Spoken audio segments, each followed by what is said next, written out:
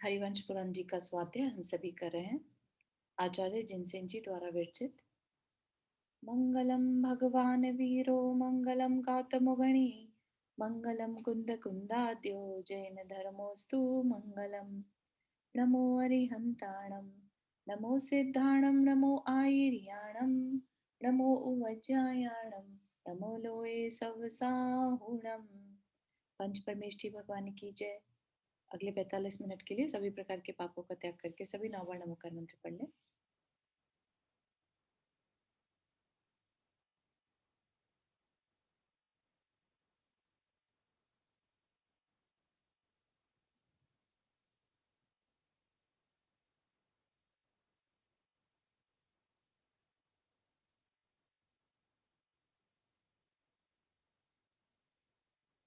तो हमारा यहाँ पर वर्णन चल रहा था भरत चक्रवर्ती का। भरत चक्रवर्ती की जो विभूतियां हैं उनके बारे में हम देख रहे थे। और हमने देखा था कि उनके 14 रत्न हैं जिनका की यूज वो दिग्विजय में करते हैं। तो ठीक है, वहां तक तो हमें बात समझ में आ गई थी। उसके बाद उनके पास 9 निधियां भी रहती हैं। ठीक, जो चक्रवर्ती हैं उनके पास 9 निधियां रहती हैं, 14 रत्न रहते हैं। ठीक है ना। और उसके बाद उनके दशांग भोग भी होते हैं और बाकी भी बहुत सारे वैभव रहते हैं। ठीक। तो उनके जो 9 निधियां हैं उनके बारे में थोड़ा सा अ, हमने दो चीजें अलग अलग पढ़ी। ठीक है ना। तो वो थोड़ा सा क्लियर करने की वजह से हम ये वापस से विषय को देख रहे थे, जिसमें कि ये जो उनका आकार बताया है निधियों का, वो मुझे अभी भी एज सच कोई रेफरेंस या डिटेल नहीं मिली।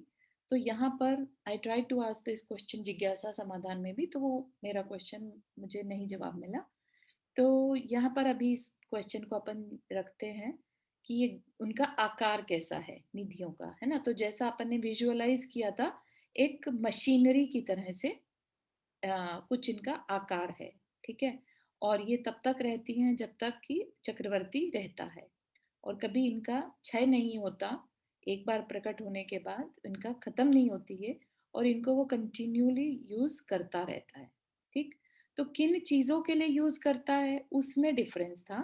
तो जैसे कि पहली काल निधि थी, इसमें क्या कहा, काल निधि में ज्योतिष शास्त्र, निमित्त शास्त्र, न्याय शास्त्र, कला शास्त्र, व्याकरण शास्त्र एवं पुराण आदि का सद्भाव था। तो काल निधि से ये सब प्राप्त होती थी। जबकि बाकी जो सामान्य से क्या प्रचलित है कि काल निधि में ऋतु के अनुसार जैसा सीजन है उसके अकॉर्डिंगली हर तरह के पुष्प और फल आदि मिलते ही रहते थे। जब चाहे जो फल उसको चाहिए वो उसे मिल जाता था। ठीक है ना। तो ये थोड़ा सा इस निधि में डिफरेंस आ गया। तो हरिवंश पुराण और महापुराण, इनमें थोड़ा सा डिफरेंस दिया है। ठीक।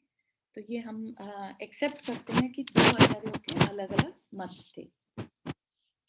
दूसरी महाकाल निधि में विद्वानों के द्वारा निर्णय करने योग्य पंचलोह, 5 लोह आदि धातुएं मिलती थी। ठीक, महाकाल में।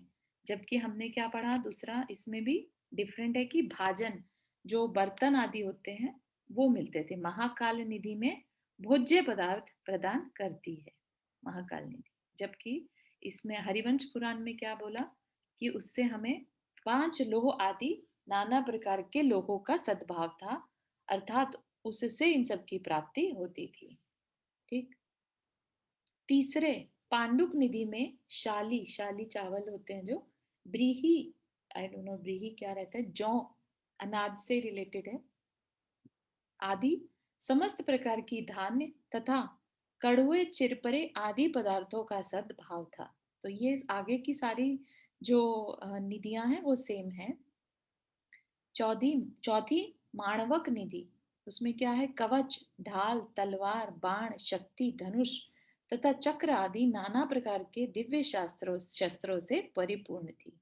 तो शस्त्र चाहिए होते थे तो माणवक निधि को यूज करता था। पांचवी सर्प निधि, वैसे निसर्प निधि, शैया, आसन आदि नाना प्रकार की वस्तुओं और घर में उपयोग में आने वाले नाना, नाना मतलब विभिन्न, अलग अलग प्रकार के भाजनों की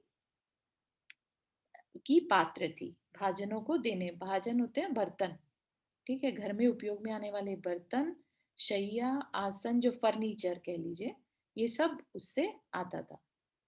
छठी सर्वरत्न निधि, इंद्र नीलमणि, महानीलमणि, वज्रमणि आदि बड़ी बड़ी शिखा के धारक उत्तम उत्तम रत्नों से परिपूर्ण थी। तो जितने भी रत्न आते थे वो वहां से आते थे।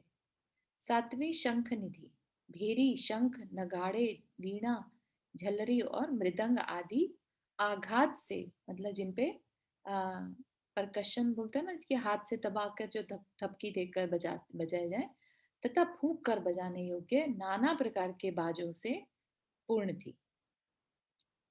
आठवीं पद्मनिधि, पद्मनिधि में पाटांबर, चीन, महानेत्र, दुकुल, उत्तम कंबल तथा नाना प्रकार के रंग बिरंगे वस्त्रों से परिपूर्ण थी। पद्मनिधि विभिन्न प्रकार के वस्त्र प्रदान करती थी। तो वहां पे बहुत सिंप्लीफाइड वे में बता दिया, और यहाँ पर उनका उत्तम कंबल, नाना प्रकार के, है ना, रंग बिरंगे वस्त्रों से परिपूर्ण थी।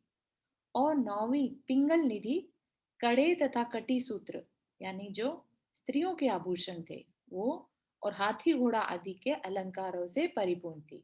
चाहे वो जानवरों को सजाने के लिए भी जो अलंकार चाहिए उनके, ज्वेलरी, तो वो भी वहीं से आती थी। ये 9 की 9 निधियां काम वृष्टि नामक ग्रहपति के अधीन थी और सदा चक्रवर्ती के समस्त मनोरथों को पूर्ण करती थी। मनोरथ मतलब होता है कि उसके मन में जो इच्छाएं आती थी वो उनको पूरा करती थी। चक्रवर्ती के, अब 9 निधियां और 14 रत्नों से अलग हटकर बता रहे हैं और क्या क्या वैभव थे। चक्रवर्ती के एक से बढ़कर एक 360 रसोइया थे। अच्छे से अच्छे जो रसोइये काम करते हैं ना, वैसे रसोइये थे, जो प्रतिदिन कल्याणकारी सीथों से युक्त आहार बनाते थे। मतलब कल्याणकारी रेसिपीज जो थी वो यूज करके अच्छा भोजन बनाते थे। 1000 चावलों का एक कवल होता है।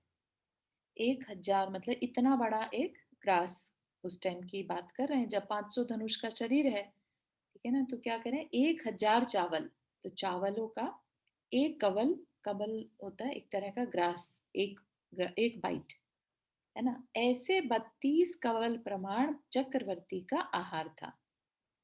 और सुभद्रा का आहार, जो उनकी पटरानी थी, उनका आहार एक कवल था। वो सिर्फ एक कवल के बराबर खाती थी, और एक कवल जो है अन्य लोगों की तृप्ति के लिए पर्याप्त था। तो जो चक्रवर्ती का आहार है वो सबसे ज्यादा दिखा है। चक्रवर्ती की इवन जो आईज वगैरह हैं, राइट, इंद्रियां हैं, वो भी बहुत जबरदस्त होती थी। मतलब अपने को याद होगा कि जो अपने में सूर्य सूर्य को देखकर जल चढ़ाने का कार्य किया था, क्योंकि वहां पर डायरेक्ट सूर्य के विमान में अ, अकृत्रिम जिनालय के दर्शन जो है चक्रवर्ती को यहीं से बैठकर हो गए थे, होते थे, है ना, हर साल होते थे। ठीक है ना। वो कौन सा डे आता है, कुछ स्पेशल डे बोलता है ना उसे, मकर संक्रांति। मकर संक्रांति, हाँ। कर्क नहीं, संक्रांति के कर्क टाइम। हाँ, संक्रांति, हाँ, वो जो भी लेकिन आएगा। वो आनंद राजा पार्श्वनाथ के जीव आनंद राजा के टाइम से वो शुरू का हुआ था, आया था उसमें लास्ट टाइम जो ग्रंथ पढ़ा था ना, हाँ। उत्तर पुराण में आया था आनंद राजा के नाम से। जब पार्श्वनाथ भगवान का जीव था तो उन्होंने पहली बार ओ, इसे सूर्य को, भरत चक्रवर्ती के साथ भी जुड़ा सुना है। हाँ नहीं, हाँ इनके लिए मतलब पार्श्वनाथ भगवान का ही आया था। आनंद राजा ने किया था, ये प्राची दीदी बता रही है ना। हाँ। ऐसा ही महाराज जी ने यही कंफर्म किया था। अच्छा, अच्छा, ठीक है। नहीं, चक्रवर्ती को होता ही है, सारे चक्रवर्ती हाँ, वो देख सकते हैं सूर्य हाँ, में जो अपना जिनबिंब है, हाँ, तो क्योंकि उनकी वो आयु दर्शन करते हैं। हाँ, कर्क कुछ संक्रांति। हाँ, वो 46। चक्रवर्ती देखते हैं, बट वो जो प्रथा चली थी ना सूर्य को अच्छा, अच्छा, जल चढ़ाने की। पानी देने, हाँ ठीक है, ठीक हाँ है, वो। ठीक है।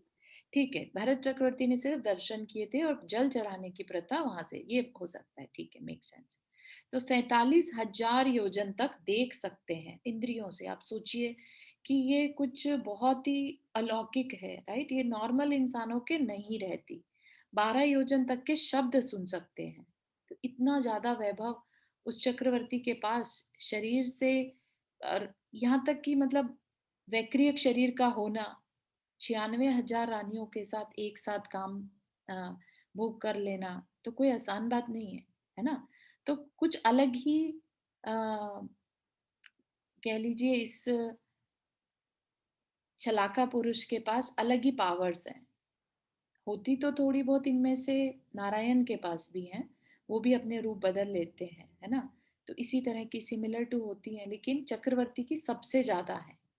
भोग भी ज़्यादा है, पावर्स भी ज़्यादा हैं, तो इसीलिए मनुष्य में उन्हें सबसे उत्कृष्ट पद माना जाता है चक्रवर्ती को, ठीक?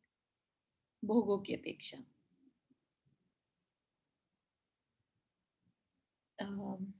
हाँ, आहार की बात चल रही थी। फिर क्या कह रहे हैं? चक्रवर्ती के 99,000 चित्रकार थे, 32,000 मुकुटबद्ध राजा थे, जिनका कि वो स्वामी रहता है। उतने ही देश थे, मतलब 32,000 देश, और देवांगनाओं को भी जीतने वाली 96,000 स्त्रियां थी। अगर ये यहाँ पर एक एक स्त्री का वर्णन करने लग जाए ना, तो पूरा बुक इसी पर लिखा जाएगा कि जैसे हमने कितनी बार कितनी रानियों का एक एक ऊपर से नीचे तक बॉडी का वर्णन सुनते हैं, राइट?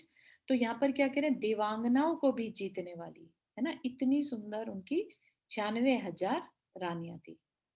1 करोड़ हल थे, 3 करोड़ कामधेनु गायें थी, वायु के समान वेगशाली 18 करोड़ घोड़े थे, मत एवं धीरे धीरे गमन करने वाले 84 लाख हाथी, और उतने ही उत्तम रथ थे। अर्क कीर्ति और विवर्धन को आदि लेकर 500 चरम शरीरी तथा आज्ञाकारी पुत्र थे। ये 500 तो हैं ऐसे जो पक्का था कि चरम शरीरी ही हैं, ठीक है? तो लेकिन क्या इतने ही चरम शरीरी थे? नहीं, उससे भी और ज्यादा जो भरत चक्रवर्ती के पुत्र उसी भव से मोक्ष गए, है ना? 923 पुत्रों की कहानी तो सभी ने सुनी होगी उनके, है ना? अभी शायद आगे कुछ जिक्र आएगा उनका, तब देखेंगे। भाजन भोजन शय्या सेना वाहन आसन निधि रत्न नगर और नाट्य, ये 10 प्रकार के भोग थे, दिव्य भोग रहते थे ये उनके। सेवा में निपुण प्रमाद रहित एवं परम हितकारी 16,000 गणबद्ध देव सदा उनकी सेवा करते थे। तो 16,000 जो चंवर हैं, वो 16,000 देव उनके चंवर हर समय ढुराते थे। इतना उनका प्रभाव था कि देव भी उनकी सेवा कर रहे हैं। यद्यपि राजाधिराज चक्रवर्ती इस प्रकार के विभव से सहित थे, विभव या कहिए वैभव से सहित थे, तथापि उनकी बुद्धि शास्त्रों का अर्थ विचारने में निरत रहती थी, और वे दुर्गति रूप ग्रह का सदा निग्रह करते रहते थे, है ना? तो कितना हमने पढ़ा इनके बारे में, भरत चक्रवर्ती के बारे में, और कितना वैभव इनके पास, है ना? और फिर भी उनके अंदर के भाव कैसे रहते थे? अहंकार मुझ में हुआ तो क्यों हो गया, है ना? या इतनी अवेयरनेस की अर्थ काम और धर्म पुरुषार्थ है, तो उसमें पहले किसके पास जाना?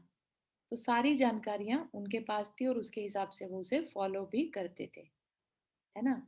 और जब ऐसा भी है, प्रसंग आता है कि जब वो दिग्विजय के लिए जा रहे थे, ठीक है, उन्हें पता था 60,000 साल तक अब वो यहाँ से जाना होगा उन्हें, ठीक? और जहाँ उनके ही शहर में, उनके ही नगर में उनके ही पिता को केवल ज्ञान हो गया, और उधर क्योंकि चक्र रत्न उत्पन्न हुआ है तो उन्हें जाना होगा, राइट? तो उन्हें इस पर बड़ा दुख हुआ, बहुत ज्यादा दुख हुआ कि मुझे इस तरह से धन के, अर्थ के पुरुषार्थ के लिए जाना पड़ रहा है ना? धर्म को छोड़कर 66,000 वर्ष तक के लिए जाना पड़ रहा है, तो उन्हें इस बात का दुख था। भूमिका हाथ रेस किया। चारू, यहाँ पे वही क्वेश्चन है, जो 500 चरम शरीरी बताए हैं वो ही मूक थे क्या? जो उनके नहीं, मूक पुत्र थे, वो नहीं, नहीं, कितने? वो 923 अलग है, उनका जिक्र अलग से होता है। वो 923, इन 500 अलग है और हाँ, 923 मूक जो है वो अलग है। हाँ, हाँ, क्योंकि इनके कहते हैं संख्यात पुत्र, मतलब परिवार था, मतलब इतना बड़ा, क्योंकि 96,000 रानियां है ना? तो हाँ। उनके शरीर, उनके बच्चे भी बहुत सारे थे। उनमें से 500 चरम शरीरी थे, ये पक्का है। और लेकिन उसके अलावा भी ऐसे बहुत से हुए जो उसी भव से मोक्ष गए। ठीक है, लेकिन उनका नियामक नहीं। चरम शरीरी कहने का अर्थ ये है कि पहले से नियामक था कि वो उसी भव से जाएंगे, बाकी चले ही जाएंगे ऐसा पक्का नहीं था, भावों पे डिपेंड करता। हम्म, हम्म, कहाँ तक पहुंचे थे? हाँ, भुजाओं से शत्रुओं का मंथन करने वाले चक्रवर्ती ने यद्यपि 20,000 राजाओं को बिखेर कर उनका अभिमान नष्ट कर दिया था, तथापि स्वयं अभिमान से रहित थे। चारू, एक बात पूछनी थी। हाँ जैसे इनके जो वो 900 कुछ कैरियर निगोद से थे ना, तो वो भी तो उसी भव से मोक्ष चले गए थे। हाँ हाँ हाँ, इसीलिए बोल रहे हैं ना कि मोक्ष जाने वाले ज्यादा पुत्र थे। चरम शरीरी का मतलब होता है जिनका पहले से ही पता हो कि ये इसी भव से मोक्ष जाएंगे, कि ये अच्छा, लास्ट तो शरीर है। हाँ, तो उनका ऐसा नहीं नहीं है कि पता था बाकी पहले। कुछ नहीं जो करें। 900 कुछ थे उनका नहीं पता था पहले। करेक्ट, 923 का पहले नहीं पता था। वो अच्छा। सीधा निगोद से आए और सीधा उसी भव से, इतना उनका अंदर के परिणाम इतने निर्मल थे कि उसी भव से मोक्ष चले गए, which is used as a exception always. हाँ, वो तो है। क्योंकि निगोद से निकल के मनुष्य बनना बहुत हाँ। बहुत बहुत ही दुर्लभतम दुर्लभ है, ठीक है ना। और हाँ, उसमें निकलने के बाद भी उसी भव से फिर मोक्ष चले जाना, है ना, तो बहुत ही ऑड सिचुएशन है। तो इन्होंने हो सकता है ना निगोद में जाने से पहले कुछ अच्छे कर्म किए होंगे, तो हाँ वो निगोद में तो किसी वजह से चले गए, लेकिन वो इमीडिएट वो मनुष्य योनि लेके हाँ, और मोक्ष भी पधार गए। बिल्कुल हाँ, बिल्कुल। पर है तो बहुत एक्सेप्शन जरूर, केस है। हाँ हाँ, बिल्कुल सही, है ना। तो अब यहाँ पर चक्रवर्ती क्या अभिमान की बात करें कि उनके पास अभिमान नहीं था, है ना। जिनका वक्षस्थल श्री वृक्ष श्रीवत्स के चिन्ह से रहित था, है ना। श्रीवत्स का चिन्ह सिर्फ तीर्थंकरों के रहता है, जो 64 लक्षणों से युक्त थे, जो इंद्र की लक्ष्मी को तिरस्कृत करने वाले थे और जो नित्य एवं अखंडित पौरुष को धारण करने वाले थे, ऐसे स्वयंभू पुत्र 16वें कुलकर भरत महाराज। चारू उसमें सहित लिखा है, श्रीवत्स से सहित था। हम्म, सहित लिखा है ना, रहित कहाँ सहित, लिखा? श्रीवत्स चिन्ह से सहित था, तो श्रीवत्स श्री होगा फिर। चिन्ह तो तीर्थंकरों के रहता है ना। वत्स, वत्स ने लिखा, श्री वृक्ष के चिन्ह से सहित था लिखा है। वृक्ष तो होता हाँ, तो नहीं। उनका तो वत्स तो दूसरा साइन हो गया ना, वृक्ष दूसरा साइन हुआ। हाँ, हो सकता है दूसरा कोई हो, मतलब श्री वत्स के बारे में तो यही है कि वो तीर्थंकरों के वक्षस्थल पर रहता है। नहीं, पर यहाँ मुझे तो श्री वृक्ष दिख रहा है, वत्स तो नहीं हाँ दिख रहे। हाँ, श्री वृक्ष का क्या चिन्ह है ये नहीं मालूम, तो हाँ, देख लेंगे। लेकिन इनके हो सकता है ना श्री वृक्ष का होता हो क्या कुछ, होता होगा फिर वो देखना पड़ेगा। क्योंकि उनके तीर्थंकरों के श्री वत्स होता है। श्री वत्स, हाँ, ठीक है। ठीक है, इसको अपन रखते हैं अभी, ठीक है, इसको रिविजिट करना। ठीक है, तो ऐसे स्वयंभू पुत्र मतलब स्वयंभू भगवान ऋषभ देव थे, उनके पुत्र। और 16वें कुलकर किस लिए बोला? क्योंकि 14 कुलकर नाभिराय जो थे 14वें कुलकर थे, ऋषभ देव भगवान के पिता। ठीक। और उनको ऋषभ देव भगवान को भी कुलकर कहा जाता है, कुल को चलाने वाले, कुल को जो शिक्षित करते हैं। अस्सी मसी कृषि क्योंकि ऋषभ देव भगवान ने चलाई थी, इसलिए 15वें कुलकर उनको उपचार से कह देते हैं। और भरत महाराज को 16वें, क्योंकि ब्राह्मण वर्ग की रचना जो है वहीं से हुई थी, है ना, इस वजह से उन्हें 16वें कुलकर कह देते हैं। तो 16वें कुलकर भरत महाराज जब भरत क्षेत्र संबंधी 6 खंडों की भूमि का नीति पूर्वक शासन करते थे। भूमि का अलग, अच्छा, का अलग है और भूमि अलग है। 6 खंडों की भूमि का नीति पूर्वक शासन करते थे, तब धर्म अर्थ काम और मोक्ष में यथेष्ट अनुराग रखने वाले लोग निर्विघ्न रूप से निरंतर आनंद का उपभोग करते थे, है ना। तो जो तीर्थंकर चक्रवर्ती हैं उनका काम ही नीति पूर्वक शासन करना है, जो अपनी लक्ष्मी के द्वारा बिना वचन बोले ही अन्य मनुष्यों के लिए पूर्व जन्म में किए हुए धर्म का फल दिखला रहे थे। ऐसे भरत महाराज किनके लिए धर्म के उपदेशक नहीं थे।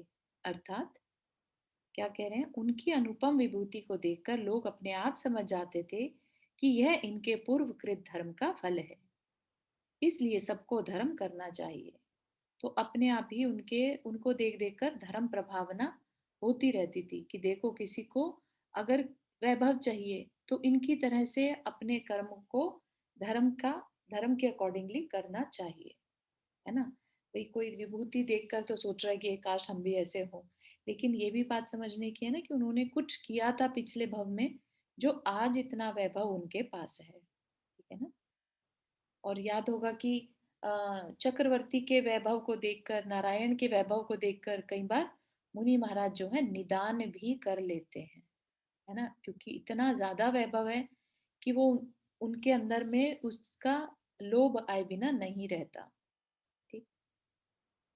इस प्रकार पूर्व जन्म में आचरण किए हुए धर्म के महात्म से जो स्वयं अतिशय महान थे, पौरुष से युक्त थे, सुख के भंडार थे, लोगों के लिए कल्प वृक्ष स्वरूप थे, सम्यक दर्शन रूपी रत्न से रंजित मनोवृत्ति से युक्त थे और लक्ष्मी से इंद्र के समान थे, ऐसे चक्रवर्ती भरत सिंह की चेष्टा के समान सुदृढ़ मन को जिन मार्ग में लीन रखने लगे। ठीक है ना। तो इतना होने के बाद भी कैसे घर में बैरागी हो सकते हैं वो, इतना वैभव होने के बाद भी, है ना। तो उनका जो मन था हमेशा जिन मार्ग में रहता था, ठीक है ना। तो इस वजह से पूरा उन्होंने जैसे ही सब कुछ छोड़ा और मुनि दीक्षा ली और विदिन अंतर मुहूर्त उनको केवल ज्ञान हो गया। ठीक है। अब इसके बाद पर ऐसा है ना चारों जी के चक्रवर्ती अगर लोभ में फंस जाए तो वो नियम से फिर नरक में जाते हैं, हाँ इधर नरक में जाते हैं या फिर अपना उद्धार करके मोक्ष में जाते हैं। बिल्कुल सही है, बिल्कुल सही है। हाँ रीटा आंटी आपने हाथ रेज किया। हाँ, मेरा क्वेश्चन ये था कि जब तक मैंने पढ़ा है सभी तीर्थंकर चक्रवर्ती नहीं होते ना? नहीं, सभी तीर्थंकर चक्रवर्ती नहीं रहते। इनफैक्ट कोई भी चक्रवर्ती तीर्थंकर चक्रवर्ती नहीं रहते। हुंडा सर्पिणी काल की वजह से 63 चलाका पुरुष 63 ही होने चाहिए, है ना। लेकिन अभी जो हम देखते हैं शांतिनाथ भगवान, अरनाथ भगवान, है ना, और धर्मनाथ भगवान, ये 3 भगवान जो है चक्रवर्ती भी थे। हाँ तो उनकी वजह से शलाका पुरुषों की संख्या कम हो गई, हाँ 63 नहीं रही। तो यस ओ, यू राइट कि तीर्थंकर जो है चक्रवर्ती नहीं होते। हाँ ओके, थैंक यू। और चारों जी नारायण का तो ऐसे है ना कि उनको सब चक्रवर्ती से आधा होता है, राइट? ऐसा हाँ कुछ है कि वो 3 खंड के स्वामी होते हैं जबकि चक्रवर्ती बिल्कुल 6 खंड के स्वामी होते हैं, तो उनका सब कुछ पुण्य के उदय से भी आधा ही मिलता होगा कंपेयर टू चक्रवर्ती। हाँ आधा मिलता है, लेकिन वो उस आधे को भी छोड़ नहीं पाते। वो पद ऐसा है कि वो छोड़ ही नहीं पाते, नियामक से निदान से मिलता है क्योंकि नारायण पद। तो इस वजह हम्म। से उनकी आसक्ति उस उन भोगों में इतनी रहती है और वो मान ही रहते हैं कि वो एंड तक उसको नहीं छोड़ पाते और नियम से नरक जाते हैं। हाँ, वो लोग नियम से नरक ही जाता है, राइट। ठीक है।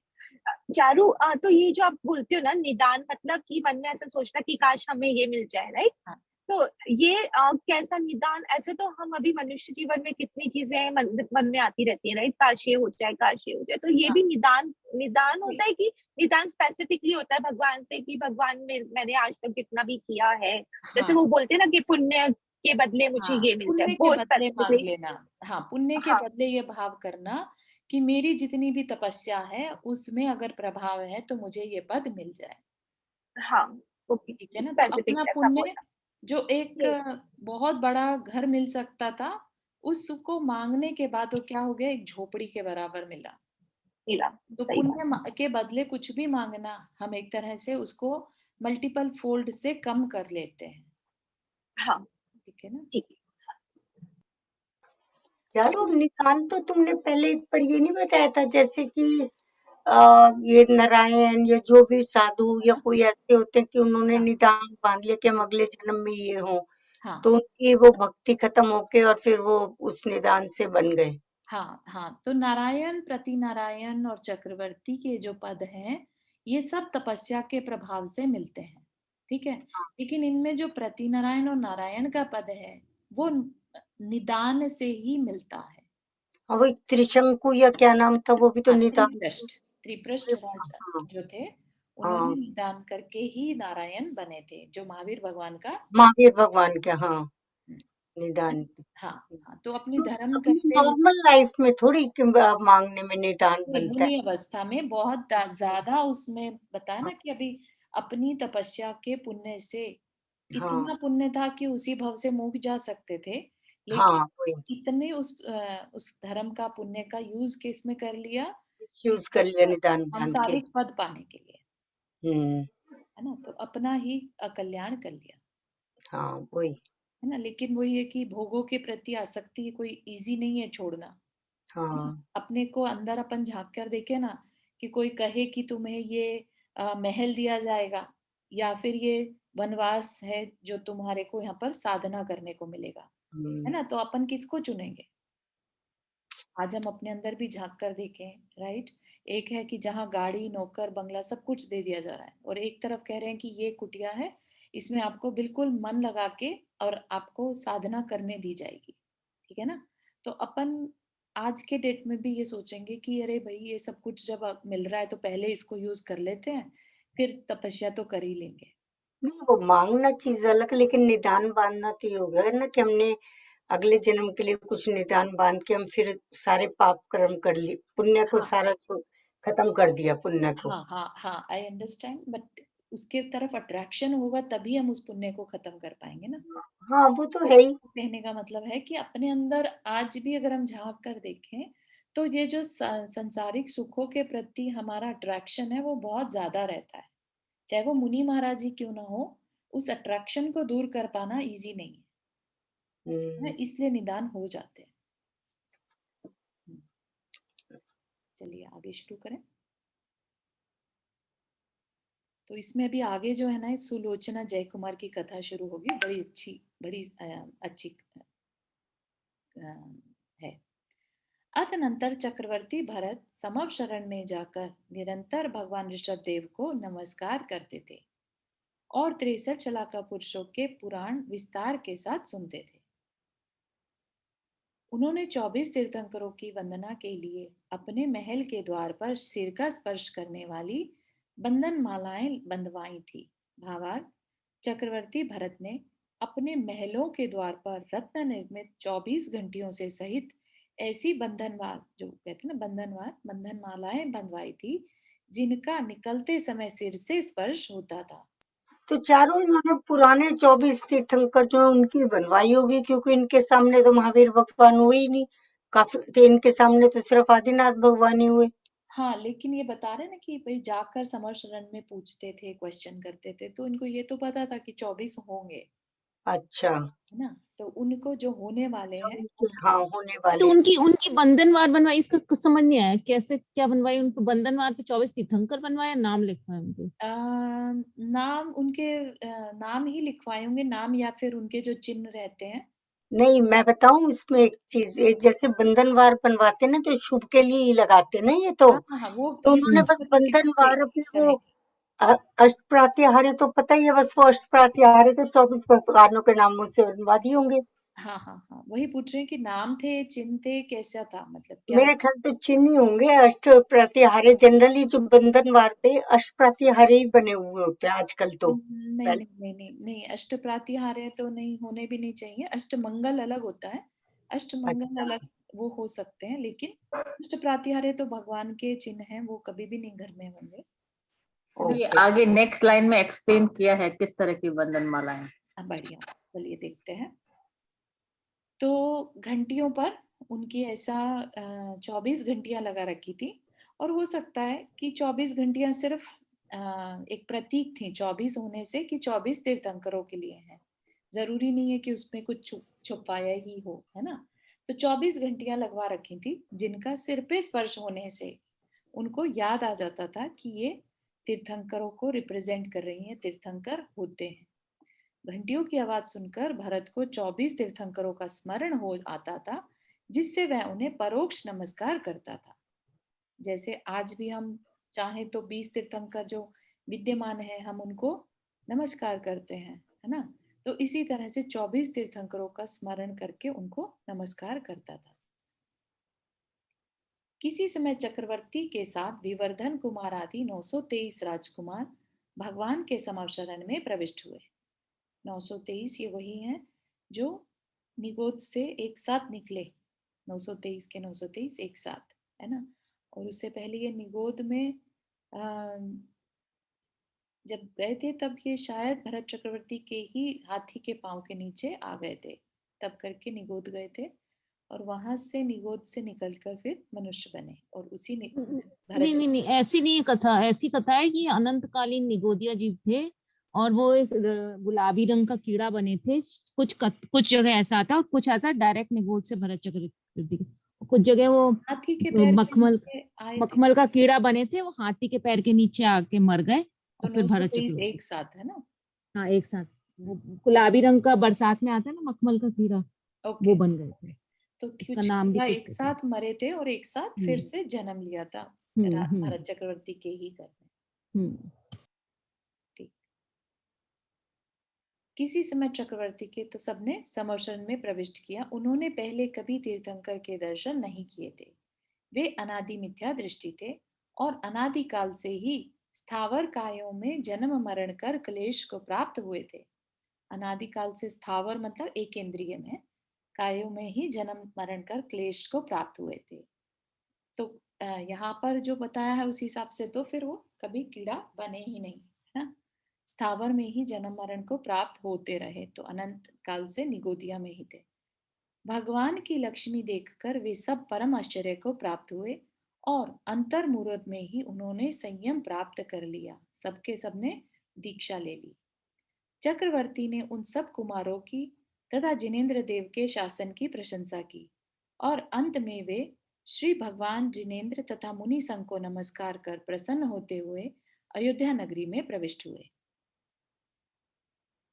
ठीक, तो अब इसके बाद जय कुमार और सुलोचना की कथा। तदनंतर धीरे धीरे समय व्यतीत होने पर अच्छा हाँ, शुरू करो, कोई खास बात नहीं है, चलो चलो करो।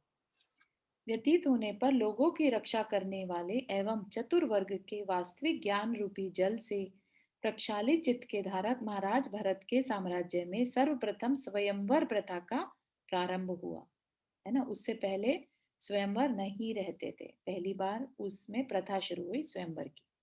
स्वयंवर सबको समझ में आता है, जहाँ पर जो राजा की पुत्रियां हैं या कोई भी स्त्री है, वो अपना जिससे शादी करनी है वो खुद से सिलेक्ट करेगी, ठीक है ना।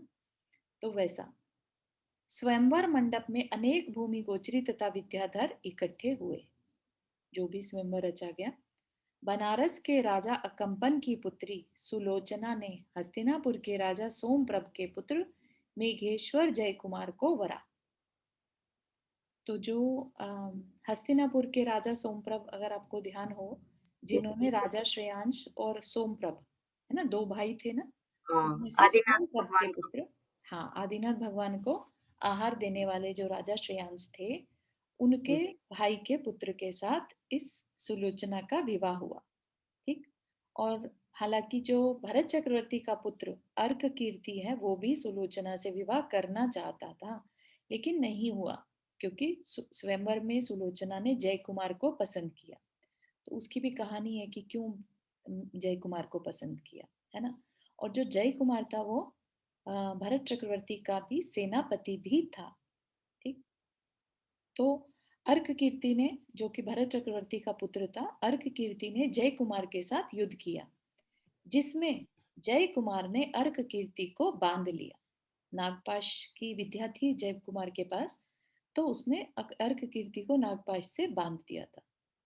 पश्चात अकंपन की प्रेरणा से जय कुमार ने अर्क कीर्ति को छोड़ दिया एवं उसका सत्कार किया और चक्रवर्ती ने सुलोचना के पति जय कुमार का सत्कार किया।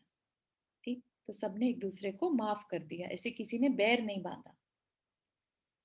तदनंतर किसी समय हस्तिनापुर का राजा जय कुमार स्त्रियों के से घिरा महल की छत पर बैठा था और कि आकाश में जाते हुए विद्याधर और विद्याधरी को देखकर अकस्मात मूर्छित हो गया। तो ऊपर से एक जैसे विमान होते थे पहले, तो है ना, विद्याधरों के पास विमान रहते हैं, तो वो अपना विमान में जा रहे थे विद्याधर और विद्याधरी। ठीक।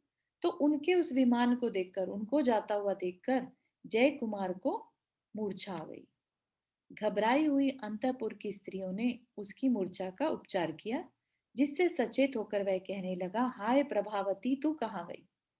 अब अचानक से कोई उठकर और किसी स्त्री का नाम लेने लगेगा तो यही लगेगा कि इसको ये बहुत प्रिय थी, है ना। तो उठकर क्या नाम लिया, हाय प्रभावती तू कहाँ गई। जबकि विवाह किससे हुआ है, सुलोचना के साथ। ठीक। तो हुआ क्या था कि विद्याधर और विद्याधरी को देखकर जय कुमार को जाति स्मरण हुआ, अपना पूर्व भव याद आ गया। और एट द सेम टाइम महल के छज्जे पर क्रीड़ा करते हुए कबूतर और कबूतरी का युगल देखने से सुलोचना को भी जाति स्मरण हो गया, जिससे वह भी मूर्छित हो गई। पश्चात मूर्छा का उपचार प्राप्त कर सुलोचना हिरण्यवर्मा का नाम लेती हुई उठी। तो सुलोचना ने किसी और पुरुष का नाम लिया।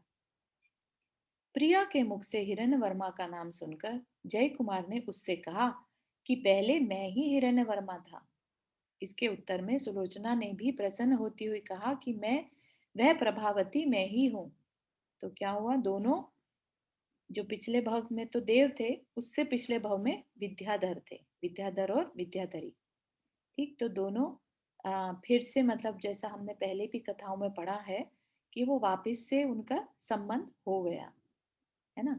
इससे पहले भी हमने कौन सी कहानी में देखा था कि सेम विद्याधर, हाँ, आदिनाथ भगवान का जो ललितांग देव का जीव है ना, उसके बाद फिर वो विद्याधर बने और सेम सेम उनकी देवी जो थी वो सेम पत्नी उनकी रानी बनी। ठीक। इस प्रकार पति पत्नी दोनों ने अनेक चिन्हों से हम पहले विद्याधर थे इसका स्पष्ट निर्णय कर लिया। तदनंतर जिसका चित्त कौतुक से व्याप्त हो रहा था, ऐसे अंतःपुर के समस्त लोगों की यह क्या है, यह जिज्ञासा को दूर करने के लिए जय कुमार की प्रेरणा पाकर सुलोचना ने दोनों के पिछले 4 भवों के संबंध रखने वाला चरित्र कहना शुरू किया। मतलब पिछले 4 भवों की कहानी बतानी शुरू की।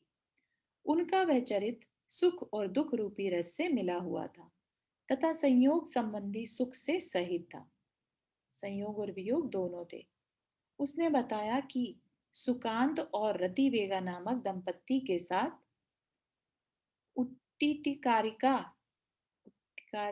क्या संबंध था तथा किस प्रकार उसने उक्त दोनों दंपत्तियों को जलाकर उनका करुणापूर्ण मरण किया था। तो ये जो दंपत्ति थे उनसे एक का वैर था, उसने उस वैर में क्या कर दिया, दोनों दंपत्तियों को जला दिया। ठीक है। और उनका मरण हो गया। मरण के बाद उत्तिकारी मरकर बिलाव हुआ और सुकांत और रतिवेगा क्या हो गए, कबूतर कबूतरी। ठीक। तो अब जो मरकर बिलाव हुआ था उसने फिर से उन कबूतर और कबूतरी को खा लिया, मार डाला, जिससे उन्हें मरते समय बड़ा दुख उठाना पड़ा। फिर जब वो कबूतर कबूतरी जिस समय थे, तब उस समय पर उन्होंने मुनि महाराज के आहार की अनुमोदना की थी, जिस अनुमोदना के कारण मुनिदान की अनुमोदना से कबूतरी का जीव प्रभावती नाम की विद्याधरी हुई और कबूतर का जीव हिरण्यवर्मा नाम का विद्याधर हुआ तथा दोनों ही विद्याधरों की लक्ष्मी का उपभोग करते रहे। कदाचित हिरण्यवर्मा और प्रभावती वन में तपस्या करते थे। उसी समय अपने पूर्व भव के बैरी, जो ये बिलाव का जीव देखा ना हमने ऊपर, तो मारजार के जीव और उसका नाम क्या था, विद्युत वेग नामक चोर ने उन्हें अग्नि में जला दिया। तपस्या करते हुए ही अग्नि में जला दिया अपने पूर्व भव के बैर के कारण। संकलिष्ट परिणामों के कारण हिरण्यवर्मा और प्रभावती मरकर प्रथम स्वर्ग में देव देवी हुए और विद्युत वेग चोर का जीव मरकर नरक गया। किसी समय उक्त देव देवियों का युगल क्रीड़ा के लिए पृथ्वी पर आया था। उक्त देव देवियां मतलब इन्हीं दोनों का, हिरण्यवर्मा और प्रभावती का।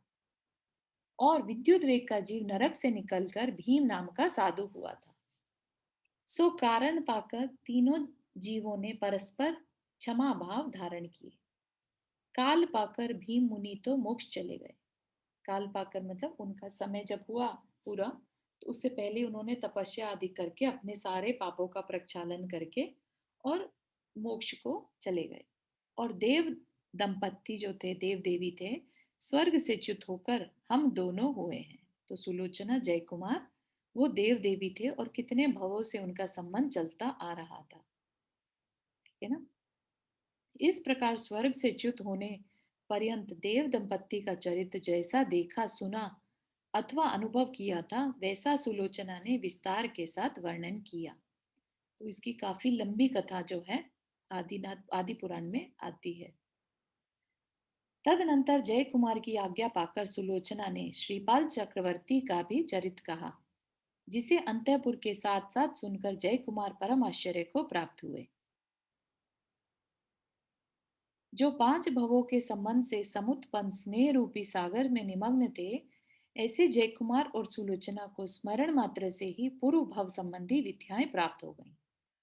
पूर्व भव संबंधी विद्याएं मतलब जो पूर्व भव में वो विद्याधर विद्याधरी थे, राइट। तो उस समय उनके पास विद्याएं थी, तो उनकी विशुद्धि इतनी ज्यादा थी कि जय कुमार सुलोचना ने जैसी ध्यान लगाया, स्मरण किया, और वो विद्याएं, एक तरह से विद्याएं क्या है, बेसिकली देवों द्वारा रक्षित रहती हैं, तो उनको वो विद्याएं वापस मिल गईं। तो कहने को वो क्या थे, भरत चक्रवर्ती के सेनापति थे, है ना, और सुलोचना एक राजा की पुत्री थी, तो भूमि गोचरी थे, लेकिन उनके पास विद्याएं आ गई। तदनंतर विद्या के प्रभाव से विद्याधर और विद्याधरियों की शोभा को जीतते हुए वे दोनों विद्याधरों के लोक में विहार करने लगे। तो वो वहां से अपनी विद्याओं के बल से विद्याधरों के विजयार्थ पर्वत पर जाने लगे। हाँ, भूमिका हाथ रेज किया। चारू, श्रीपाल चक्रवर्ती मैना सुंदरी वाले श्रीपाल नहीं है ना, कोई और है क्या? कोई और होने चाहिए एक्चुअली। ये मैंने ट्राई किया था इसका आंसर ढूंढने का कि किसकी बात कर रहे हैं, तो बहुत डिटेल में पूरी कहानी जब पढ़नी पड़ेगी तब इसका हाँ, आंसर मिलेगा, है ना। ओके, हाँ।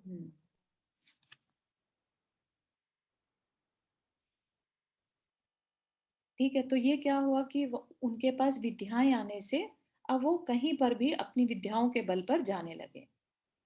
धर्म, अर्थ और काम, इस त्रिवर्ग को पुष्ट करने वाला जय कुमार कभी जिनेंद्र भगवान की वंदना कर सुमेरु पर्वत की गुफाओं में सुलोचना के साथ रमण करता था, और कभी जहां किन्नर देव गाते थे ऐसे कुलाचलों के नितंबों पर विशाल नितंबों से सुशोभित सुंदरी सुलोचना के साथ क्रीड़ा करता था।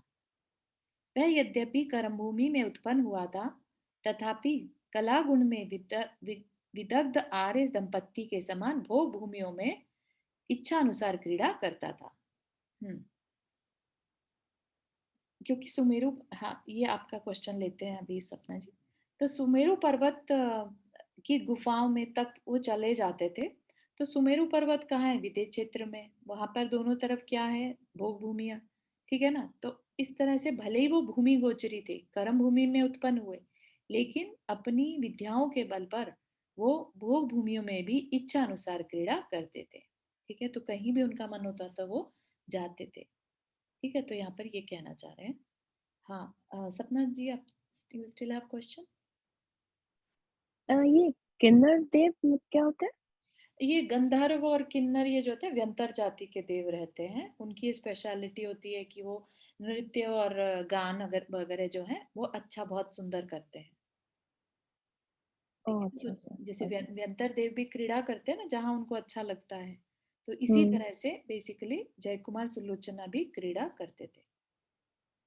क्रीड़ा करना मतलब ये नहीं कि कोई गेम खेल रहे हैं, दे वर एंजॉयिंग बेसिकली। तो मतलब वो भक्ति में, भगवान की भक्ति के टाइम उस टाइप की क्रीड़ा, नहीं राइट? कहेंगे, नहीं ऐसा नहीं है। क्रीड़ा का समय बेसिकली अपना आपस में जो समय व्यतीत करते हैं हस्बैंड वाइफ, ओके ओके, वो है, अच्छा क्रीड़ा ओके करते थे। ओके। ठीक है ना। चारू, जो अभी ये राजा की बात बता रही थी ना कि कुछ वो ये श्रीपाल चक्रवर्ती का, तो मुझे ऐसा लगता है कि राजा भरत का लड़का जिसने अभी कुछ हुआ था, चक्कर की शादी करना चाहा था, उसी से कनेक्टेड ना हो कुछ। हाँ, वो उससे कनेक्टेड तो नहीं होना चाहिए। मैना सुंदरी श्रीपाल वाला तो फिर भी हम देख सकते हैं, अनलेस कि नहीं, ये मैना सुंदरी वाला मेरे ख्याल नहीं है। नहीं है, तो ये अपने वही लग रहा है मुझे तो। हाँ, चलिए, वो तो क्या पता लगता, वो हो सकता है आगे कुछ बताइए इसके बारे में। हाँ, नहीं आगे नहीं आएगा मेरे ख्याल से। ओके। तो हमें थोड़ा सा थोड़ा सा पीछे जाके देख सकते हैं कि वो कौन सा राजा था जो जिससे जयकुमार की लड़ाई हुई थी शादी करने के लिए। अर्क कीर्ति था, वो भरत चक्रवर्ती अच्छा वो तो भरत चक्रवर्ती का लड़का था ना, तो मुझे लगा कि उसी की कुछ ऐसे कनेक्शन ना हो, क्योंकि वो लड़ाई हुई लेना उसको शादी करना चाह रहा था ना सुलोचना से, हाँ हाँ तो कुछ कनेक्शन हो, पता नहीं। नहीं, ये श्रीपाल चक्रवर्ती अलग ही होगा, क्योंकि ये जो टाइम एरा भी था हाँ उनके तो पूर्व- तभी तो श्रीपाल और वो एक्चुअली मैना सुंदरी तो शायद वो स्टोरी तो आई नहीं होगी, राइट? हाँ नहीं सही है। वो उसके बाद ही हुई होगी, इसके बाद आई मीन, तो ये तो कुछ और ही होगा। एक विद्याधर श्रीपाल चक्रवर्ती को, हाँ तो महापुराण में चर्चा है थोड़ी सी। कहीं और के चक्रवर्ती होंगे, क्योंकि अपने 12 चक्रवर्तियों में श्रीपाल चक्रवर्ती है ही नहीं। करेक्ट, हाँ। और ये भी पॉसिबल है श्रीपाल चरित्र में कि उनका श्रीपाल चक्रवर्ती के समान, ठीक है, वो समान शोभा थी, ठीक है ना, तो एक जगह पर श्रीपाल चरित्र में ही उनको चक्रवर्ती के समान वर्ड यूज किया है, ठीक है ना, तो हो सकता है उस तरीके से भी इसको यूज किया हो, चक्रवर्ती श्रीपाल चक्रवर्ती, ठीक है ना। लेकिन लेकिन श्रीपाल तो अभी तक हुए ही नहीं है ना। श्रीपाल का जीव तो अभी का है, बहुत नया है, मतलब भगवान महावीर के टाइम का होगा और उसके आसपास। ये तो भरत चक्रवर्ती की कथा है। हाँ हाँ हाँ ठीक। हाँ तो श्रीपाल कोई एक अलग ही वो है, तो देख लेंगे इन्हीं आचार्यों ने।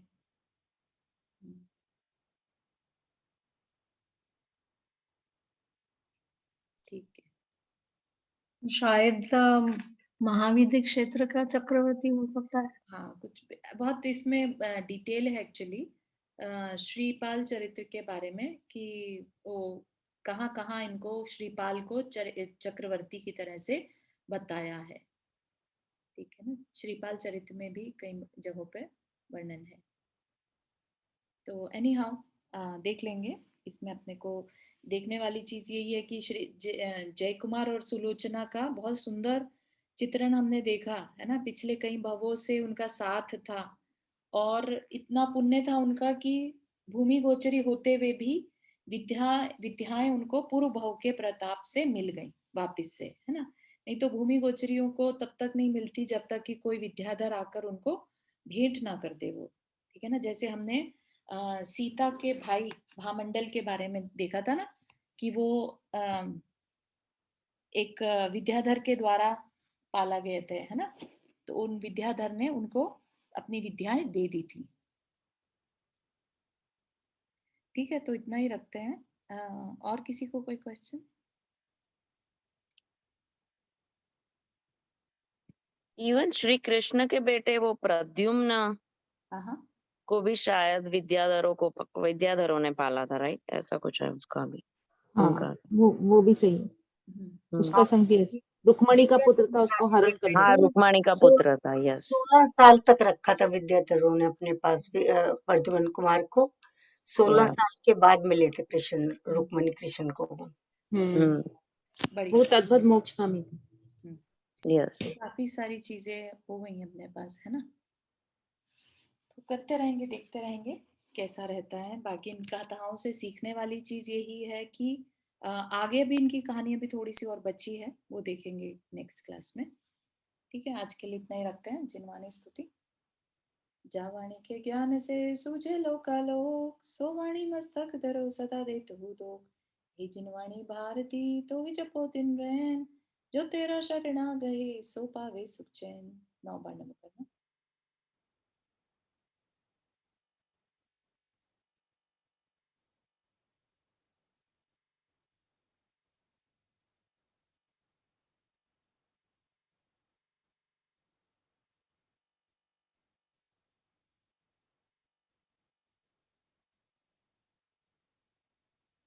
जय जिनेन्द्र सभी को। जय जिनेन्द्र सभी को। जय जिनेन्द्र जय सभी को। जिनेन्द्र सभी को। वैष्णवी जी एक बात बोलनी थी। हाँ जी, जय जिनेन्द्र सभी को। फर्स्ट टाइम हम गए थे ना, अभी इंडिया गई थी ना, हाँ जी, तब ये ध्यान सागर महाराज जी का दर्शन हुआ। अच्छा, क्षुल्लक ध्यान सागर में। क्षुल्लक सागर जी, या जिनवानी पुत्र, या ठीक ठीक, हाँ हाँ। तो हाँ, आप अभी वो साउथ बारामती साउथ गए, में अभी है ना? वहां से वो बारामती विहार किया उन्होंने। अच्छा अच्छा, हाँ। बहुत अच्छा आर्य जी, हाँ जी। तो हम लोग भी जल चढ़ा सकते हैं सूर्य के कि अदर कास्ट वाले चढ़ाते हैं? नहीं, हम अदर नहीं कास्ट वाले चढ़ाते हैं, अगर हम चढ़ाएंगे तो फिर मिथ्यात्व की कैटेगरी में आएगा, क्योंकि हाँ, सूर्य वही को मुझे वही लगा। तो वो चक्रवर्ती दर्शन करते हैं ऐसा क्या? पता नहीं चला मुझे। हाँ भाई, जल क्यों चढ़ाते होंगे, I am not very sure, as they said कि पार्श्वनाथ भगवान के समय से चलता आ रहा है, लेकिन ऐसा जैन सम्मत हो, आगम सम्मत हो, ऐसा नहीं है। नहीं है। अच्छा, वही मैंने सोचा मिथ्यात्व है, तो मैंने इसलिए पूछ लिया। उसमें जल चढ़ाने का कहीं नहीं पड़ा, वो तो ये अकृत्रिम चैतालियों को दर्शन करते थे, और उनके अच्छा भरत के तो हाथ बहुत लंबे थे ना, तो हाथ ही पहुंचाते थे वहां सूर्य तक। अच्छा अच्छा अच्छा, तो ठीक वो है। दर्शन करते थे उनके अकृत्रिम चैतालियों को, जल चढ़ाने का कहीं नहीं बोला। हाँ हाँ, आंटी रुक्मणी आंटी, हाथ भी ऐसे नहीं पहुंच जाते थे, उनकी नजर बहुत तेज थी, हाँ, बस नजर पहुंच जाती होगी, मैंने 40,000 योजन तक का दूर का देख लेते थे वो। हाँ हाँ, हम्म, तो ठीक है। मतलब हाथ जोड़ते थे उनको देखते, लेकिन जल चढ़ाने का नहीं पड़ा। अपने में जल चढ़ाना तो गलत बोलते हाँ, हैं। वही मुझे वही लगा, उस टाइम बीच में नहीं टोका, मैंने सोचा बाद में। पार्श्व पुराण में जब उनकी कथा चलती है ना, तो प्रणम्य सागर जी महाराज ने बताया था कि ये जो चक्रवर्ती थे, आनंद चक्रवर्ती, ये उन्हीं अकृत्रिम चैत्यालों में भगवान की मूर्ति देखकर उनको जल चढ़ा रहे थे। तो जो आसपास के सैनिक लोग थे, उनको लगा रहे ये तो हमारे राजा जो है ये सूर्य को जल चढ़ा रहे हैं, तो ये हमें भी इसलिए तो अच्छा इसलिए अच्छा, चढ़ाना चाहिए। तो ऐसे प्रथा स्टार्ट हुई थी वहां से। हाँ, लेकिन हमारे में मिथ्यात्व है। वो ठीक है। क्योंकि हमें वो नहीं दिखते ना, भगवान जी। हमें कहाँ कृत्रिम चैत्यालय दिखते हैं, तो इसलिए वो मान्यता गलत हो जाएगी। तो ठीक है। चालू लेकिन फिर भी अगर आप ये मान के कि अनंत चक्रवर्ती ने करा था और मैं उसको मानती हूँ, तो तब आपका मिथ्या तो नहीं है, फिर वो मिथ्या, फिर कहाँ मिथ्या, फिर आप तो मान रहे अपने शास्त्र में जैसा लिखा है उसको मान रहे।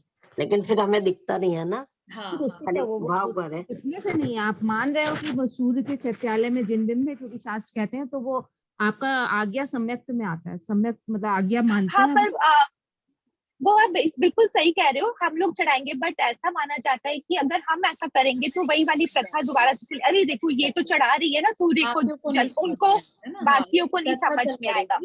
हम उसको एक तरह से रीइंफोर्स कर रहे हैं कि हाँ ये ठीक है ना, लेकिन उसके पीछे का लॉजिक हर एक को नहीं पता चलेगा, तो एक प्रथा बन जाएगी जो कि मिथ्यात्व को जन्म देगी, तो हम वही उसका कारण बन जाएंगे। वही तो हम नहीं चढ़ाएंगे, लेकिन मन में भावना कर सकते हैं ऐसे के कृत्रिम चैतालय के दर्शन का।